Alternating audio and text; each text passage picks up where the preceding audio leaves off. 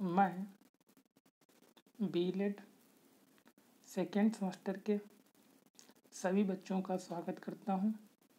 आज मैं आप लोगों को equation of straight line in 3 dimensional in the space या 3 डायमेंशन कह लीजिए या स्पेस कह लीजिए के बारे में बताएंगे। इससे पहले मैं आप लोगों को बता देता हूं कि डायरेक्शन कोसाइन क्या होते हैं, डायरेक्शन रेशियो क्या होते हैं, इसके बारे में बता देते हैं। क्योंकि स्ट्रेट लाइन की इक्वेशन निकालने के लिए डायरेक्शन कोसाइन या डायरेक्शन रेशियो की बहुत आवश्यकता पड़ती है। इसी की हेल्प से हम इक्वेशन ऑफ स्ट्रेट लाइन निकालते हैं। डायरेक्शन रेशियो होते क्या हैं वो आप लोगों को मैं बता देता हूँ। देखिए, डायरेक्शन रेशियो जो होते हैं किसी पॉइंट के एंगल ही होते हैं। किसी एक पॉइंट दिया स्पेस में, मैंने एक पॉइंट मान लिया, उसके जो एंगल होंगे उस कोऑर्डिनेटर के स्पेस में जो एंगल होंगे वही मेरे डायरेक्शन कोसाइन होते हैं। ठीक है। If alpha beta are the angle which the directed line segment OP with the position vector of the coordinate axis OX, OY, OZ respectively, then cos alpha, cos beta and cos gamma are known as the direction cosine of OP। जो OP line है उसके cos alpha, cos beta, cos gamma is the direction cosine। Generally denoted by, जो direction cosine होते हैं generally denote किया जाता है LM N respectively. तब L equal to cos alpha, M equal to cos beta, N equal to cos gamma हो जाएगा। The angle alpha beta gamma are known as the directed angle and satisfy the coordinate alpha. और alpha beta gamma जो होंगे वो 0 से पाई के बीच में होंगे, मतलब 0 से 90 के बीच में होंगे। ठीक है। Direction cosine. अब देखिए, डायरेक्शन जो मैंने बताया डायरेक्शन कोसाइन, जो मैंने कोई पॉइंट एक P ले लिया, ये कहाँ है स्पेस में, मैंने कोऑर्डिनेट ज्योमेट्री में 3 डायमेंशन में ले लिया, तो उसके एक्स एक्सिस के अपोज में अल्फा एंगल हो गया, वाई एक्सिस के बीटा हो गया और गामा हो गया। अब ये कोऑर्डिनेट एक्सिस जो हैं मैंने मान लिया पैरेलल टू एक्स एक्सिस, जो पॉइंट है वो किसके पैरेलल है, एक्स एक्सिस के है। तब एक्स एक्सिस पे अल्फा क्या हो जाएगा, 0 हो जाएगा, बीटा क्या हो जाएगा, π/2 हो जाएगा, गामा क्या हो जाएगा, π/2। तब डायरेक्शन कोसाइन क्या हो जाएंगे, cos अल्फा मतलब 0 का 0 1 होता है, cos 90 0 होता है, cos 90 0 होता है, तो 1 0 0। तो इससे एक्स एक्सिस के अलॉन्ग डायरेक्शन कोसाइन जो होंगे वो 1 0 0 होंगे, वाई एक्सिस के अलॉन्ग 0 1 0 होगा, जेड एक्सिस के अलॉन्ग 0 0 1 होगा। क्योंकि जेड एक्सिस पे क्या होगा, जो गामा एंगल है वो 0 होगा, अल्फा बीटा तो दोनों एंगल कितना होंगे, π/2 होंगे, 90 होंगे। अब बात करते हैं LM N डायरेक्शन कोसाइन है, इनमें रिलेशन क्या होता है। If LM N are the direction cosine of directed line segment, then L square M square N square equal to 1 होता है। ठीक है। अब ये कैसे होता है, मैंने प्रूफ लेट कर लिया। Let O be the origin, एक ओरिजिन ले लिया। Let OP be the direction directed line segment, OP एक हमने लाइन डायरेक्ट लाइन सेगमेंट खींच लिया। Then the direction cosine of LMN, direction cosine क्या होंगे, LMN होंगे। इफ OP इक्वल टू, मैंने उसकी लेंथ ले ली R है, लेंथ क्या है R है। Then the coordinate of P, उसके बीच OP की लेंथ कितनी है R है।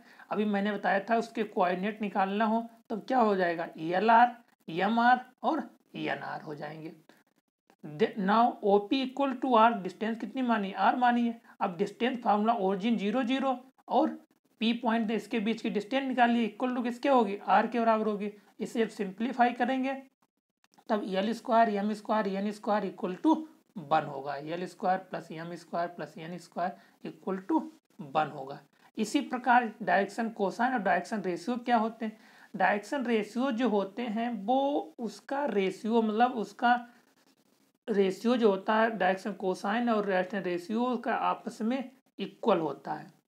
BRC the previous section of element the direction cosine of line, then L square M square N square equal to 1 L M you usually involve the fraction and radiation sine, मतलब fraction and radiation sine. Also it is slightly combination of the direction cosines LMN and such that introduce the concept of direction ratios. देखिए direction ratios क्या होते हैं. Let LMN be the direction cosine of line ABC are the three numbers, then L upon A, M upon N, M upon B, N upon C. Then say that direction ratios of line are proportional to the ABC. जो direction ratios होते हैं वो direction cosine के क्या होते हैं, directly proportional होते हैं. The other word direction ratios of line number in proportional to the direction cosine.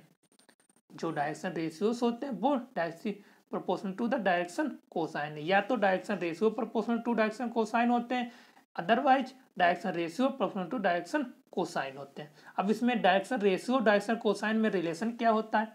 अभी मैंने बताया कि L upon A equal to M upon B equal to N upon C. यहाँ पे L M N direction cosine है, A B C या direction ratio है. तो मैंने लेट कर लिया लेमडा के रेशियो क्या है, लेमडा के बराबर है. तब एल इक्वल टू क्या हो जाएगा, A lambda, M equal to B lambda, N equal to lambda C हो जाएगा. ठीक है.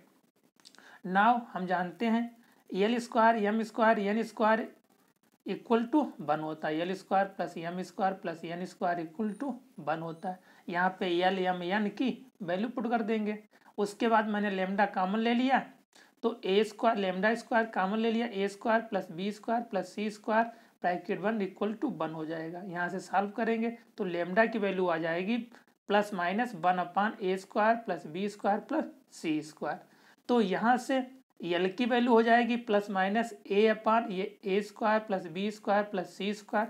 एम की वैल्यू हो जाएगी B upon under root A square B square C square. इसी प्रकार एन की वैल्यू हो जाएगी. ये रिलेशन आपका निकल के आ गया डायरेक्शन कोसाइन और डायरेक्शन रेशियो के बीच में.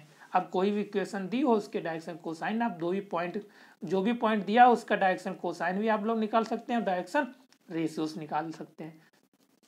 ठीक. अब आ जाओ एंगल बिटवीन द लाइन. अब एंगल दो लाइन के बीच के एंगल क्या होता है, the angle between the two lines then direction cosine. Direction cosine जैसे मेरा मान लिया एक लाइन एल है और दूसरी लाइन ये L1 लाइन है L2 लाइन है. ठीक. L1 लाइन है उसके भी डायरेक्शन कोसाइन दिए होंगे और L2 लाइन है उसके भी डायरेक्शन कोसाइन दिए होंगे क्योंकि दोनों के डायरेक्शन कोसाइन दिए होंगे.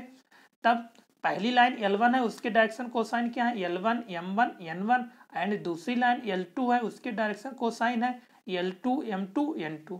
देन द एंगल इनके बीच में एंगल क्या होगा, cos theta equal to L1 L2 plus M1 M2 plus N1 N2 होगा. ठीक.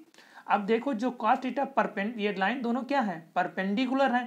तब परपेंडिकुलर मतलब इंटरसेक्ट एंगल, जैसे L1 लाइन ये है और ये L2 लाइन है, इसके बीच जो एंगल है वो मेरा एंगल क्या हो गया, थीटा. यही cos थीटा निकाला. ठीक. ये परपेंडिकुलर होगा तो मेरा थीटा इक्वल टू क्या हो जाएगा, थीटा इक्वल टू π/2 मतलब 90 होगा. तो cos 90 की वैल्यू कितनी होती है, 0 होती है. तब परपेंडिकुलर होगा तब दोनों लाइन के डायरेक्शन कोसाइन होंगे, उनका प्रोडक्ट निकालेंगे वो इक्वल टू 0 होगा. L1 L2 plus M1 M2 plus N1 N2 equal to 0 होगा. अब जब परपेंडिकुलर होगा तब इन दोनों लाइनों का डायरेक्शन कोसाइन जो होगा वो आपस में क्या होंगे, इक्वल होंगे. L1 upon L2 equal to M1 upon M2 equal to N1 upon N2. Direction cosine क्या होंगे, आपस में इक्वल होंगे जब परपेंडिकुलर होंगे.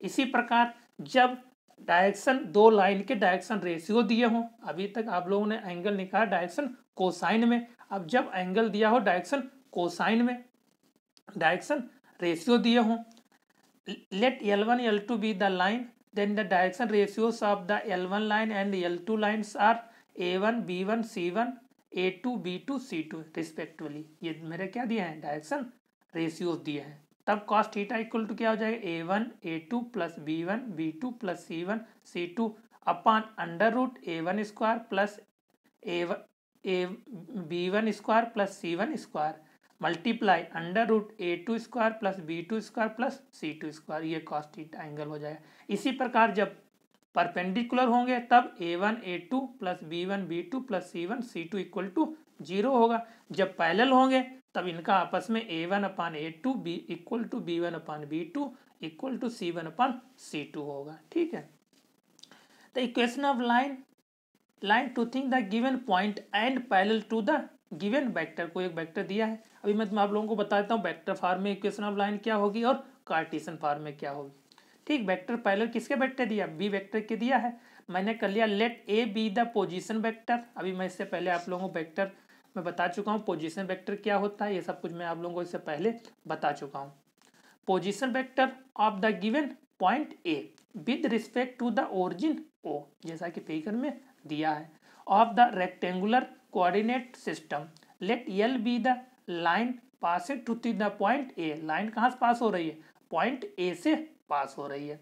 And parallel to the given point vector B, B के पैरेलल है जैसा कि फिगर में दिया है। Let R be the position vector of the arbitrary point P, मैंने एक पॉइंट पी ले लिया आर्बिट्रेरी पॉइंट, वो उससे पोजीशन वेक्टर क्या है, आर है। Then the equation of line, देखिए then A P R parallel to the vector B, मैंने बताया कि ए पी जो लाइन है वो पैरेलल किसके है, वेक्टर बी के है। Then A P vector parallel to the lambda time B, मैंने अभी बताया था कोई लाइन एक दूसरे के पैरेलल होंगी तो उसमें कुछ ना कुछ स्केलर मल्टीपल के बराबर होंगी, जैसे अभी मैं वेक्टर फॉर्म में आप लोगों को बता चुका हूँ उससे पहले। तो A P equal to lambda time P, where lambda is the real constant number, मतलब एक स्केलर नंबर मैंने ले लिया। देन बट ए पी अब वेक्टर फॉर्म में लिखना चाहें तो A P equal to O P minus O A, vector की प्रॉपर्टी होती है कि ये इसके इक्वल होगा, वेक्टर जो डायरेक्शन होती है डायरेक्शन पे डिपेंड करता है। तो ए पी मैंने अभी बताया ऊपर, ए पी इक्वल टू किसके है, लेमडा बी के इक्वल है, इक्वल टू ओ पी किसके बराबर है, वेक्टर आर के बराबर है, ओ ए किसके बराबर है, ए के बराबर है। तो यहाँ से आर इक्वल टू हो जाएगा ए प्लस लेमडा बी, क्योंकि प्रॉपर्टी ऑफ वेक्टर की प्रॉपर्टी लगाएंगे तो इक्वेशन ऑफ लाइन की मेरी आ जाएगी vector R equal to A vector plus lambda vector B, R vector form the equation of line. अब इसी इक्वेशन को वेक्टर फॉर्म में हो गई, इसी इक्वेशन को आप लोग कार्टेशियन फॉर्म लिखना चाहें तो क्या होगा, मैंने लेट कर लिया वेक्टर आर, आर मेरा पोजीशन वेक्टर है तो एक्स आई के प्लस वाई जे के प्लस जेड के। अभी इससे पहले मैं बता चुका हूँ वेक्टर फॉर्म में। और ए वेक्टर को मैंने मान लिया x one I K plus B one X one I K plus Y one J K plus Z one K. B vector है तो बी वेक्टर मैंने मान लिया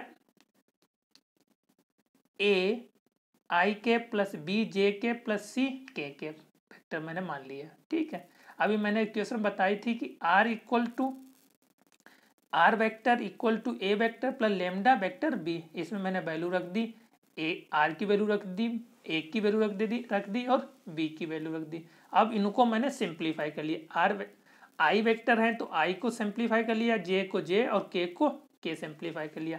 उसके बाद जब मेरा x1 आ गया x2 और मैंने एक रिलेशन निकाल लिया, वो जो रिलेशन बन के आया x1 minus x1 upon A y minus by one upon B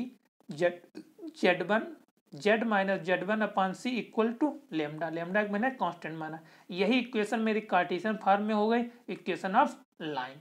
ये इक्वेशन मेरी किस में फॉर्म हो गई, कार्टेशियन फॉर्म में हो गई, इक्वेशन ऑफ लाइन।